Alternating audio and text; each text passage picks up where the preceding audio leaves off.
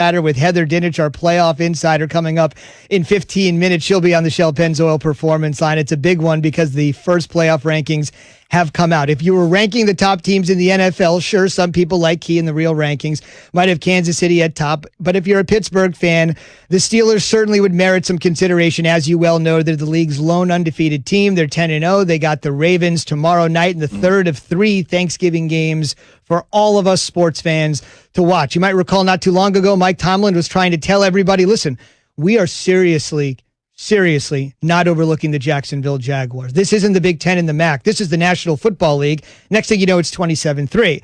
Mike Tomlin going right back at it. The stump speech, 10-0 against the fading Ravens, but you'd never know it from Mike T. You know, we're desperate too. We're all desperate to win this week. I'd imagine they view us in the same way, or I'd imagine it would behoove them to do so. That's our attitude each and every week. We respect everyone and respect the level of desperation that everyone has and the urgency that everyone has, and we step into the stadium ready to match it. So those are the words of Mike Tomlin. Key, Jay, you're in a point now where they're undefeated. There have been many other teams that have hit the 13-0 mark and said the goal is winning the Super Bowl, resting starters. We've clinched the 1 seed. Clearly, at this point, Kansas City is breathing down Pittsburgh's neck. It's just a 1-game difference between the two.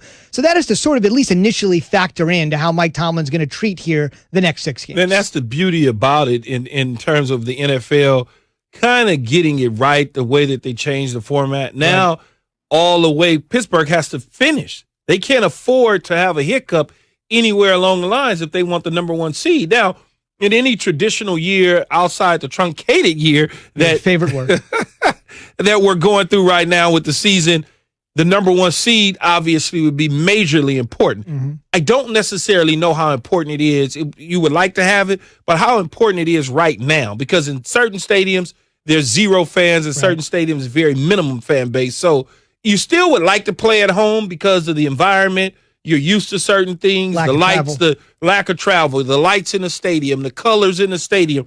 Believe it or not, that stuff is big for certain athletes. And so he knows the importance of it. And I've always said it from day one, if Pittsburgh has a chance to go undefeated within reason of not screwing something up, they're going to do it. Because you got a Hall of Fame quarterback that would like to try to do some things that others haven't, and you got a head coach that would like to prove some things that others haven't.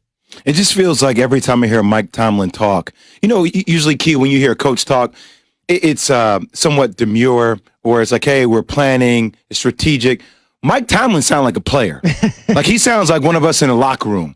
Like you feel it's like one of those motivational, I'm always angry, I always have something to prove. And I just, it feels like it has me ready to run through a wall. And Key, you said it, playing for something. Like regardless of whether, you know, there's advantages that come along with being number 1 overall seed, having something to play for and get your team behind, that's what you need. And that's what the Steelers have in their head coach. You know what's so funny is that I don't know if you know Mike Tomlin or not, or ever met him or anything, but he coached with me down in Tampa. He was our defensive back coach. And what you see at the podium is what you're going to see at the dinner table tomorrow night when he has dinner with his family. Everything is like kind of sort of intense to a degree. I didn't play defensive back. I played wide receiver. And Coach T would have conversations on the side. Boy, I'd be like, you're not coaching me right now. I don't play your position, but everything is just like you see it. Everything is just that. And so it's important to him to send that message to his team to know that we are not letting up on the Ravens. We got something ahead of us, and we need to tackle that. I mean, they may not even played a game, though. I mean, considering what's happening with the Ravens and all the COVID reports that we're having coming out of their camp, it could be fascinating. No question. You got Ingram on the shelf. You got J.K. Dobbins on the shelf. You're probably not going to have Brandon Williams for the 2nd straight game. Keyshawn J. Will Zubin, presented by Progressive Insurance. Cars, homes, boats, motorcycles, RVs, and more at Progressive.com. Let me ask you this. Take me inside the mind of a player. Tony Dungy, who has been on the show a couple of different times, the Hall of Fame coach, he had an opportunity for perfection, opted against it. The Denver Broncos got out to a 13-0 start a little over 20 years ago. That was stymied, although they were probably going for it. As a player, understanding there is a long-term goal in mind. We saw the Pats go 16-0 in the regular season. As a player, understanding one goal comes before the other, 16-0 first possible Super Bowl, is there something about you that says, do you know the list of people that have participated in an undefeated regular season. Yes, the final goal is a Lombardi, but if we can get there with those 72 Dolphins that were perfect, those Pats, is there something there inside the mind of a player that says, I know there's an ultimate goal, but man, this would be so special, Coach, if we could do this? Well, I would say within reason, right? It depends on what your head coach's mindset is on top of what's going on around the team. Do we need to rest the team? Who's hurt? Who's nicked up? Who's banged up? Is our second string quarterback Mason Rudolph, Duck Hodges, are they capable of winning that 15th, 16th game for us? And we can rest up Ben.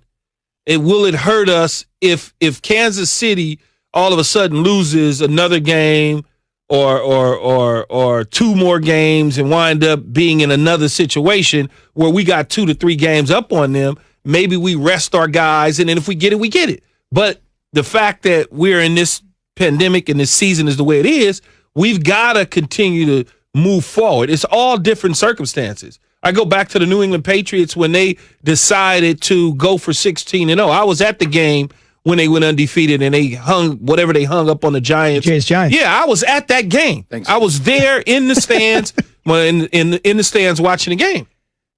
Their mission was different. They were out to prove to people that they were not in a Spygate, Deflategate, cheating scandals, that we could do it regardless. And they proved to everybody that they were not doing those sort of things by going 16-0, even though people thought that they had to cheat to win. So every situation is a little different. I mean, that's just what it is. Records were on the line. Moss 20-something touchdowns, Tom Brady. I mean, it was just a different situation. And I think for Pittsburgh, like I said, you got a guy like Ben Roethlisberger. I'm sure he would like to go 16-0. And I'm sure Coach Tomlin would like to go 16-0 within reason, as long as everybody can stay healthy. I mean, depending upon what happens with the Chiefs, you're exactly right. If it comes down to the wire, your last 2 games are against the Colts and then the Browns. I mean, the Colts have that formidable defense, and the Browns are going to have to pound it out, and Bud Dupree and company have to do their thing with that defensive line to stop the running game of Cleveland.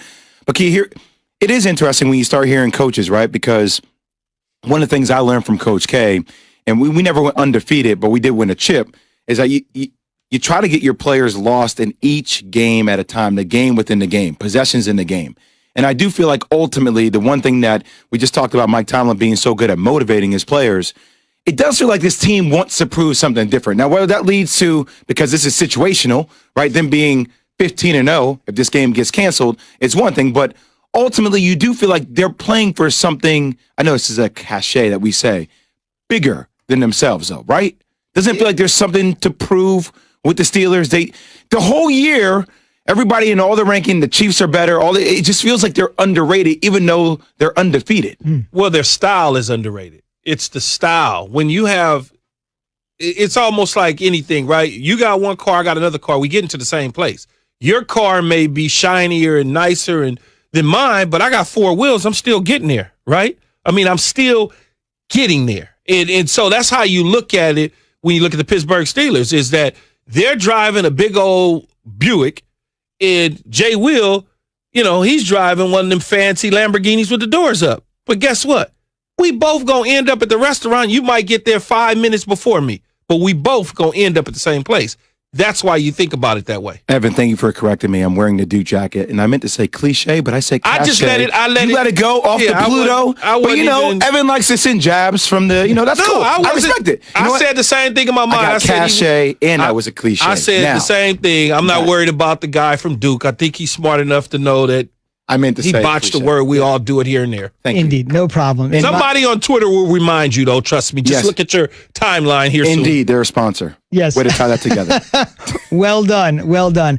My Civic is going to roll up next to your Lambo, and we'll be at the same place at the same time. And look at how much more money you paid for that ride.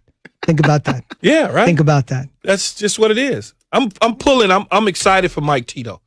He gets to his chance to get to his 3rd Super Bowl, because even 2 years ago, there was a lot of questions about what type of coach was he. There were people out there that were talking about he's nothing but a rah-rah guy. He's not even a coach. It's just crazy. But I'm glad to see that he is doing what he's doing. And his quarterback said, I want multiple more Lombardis. I got multiples. I want multiple more. Still to come, why the most interesting decision last night by the College Football Playoff Committee is squarely on who they put in 14th place.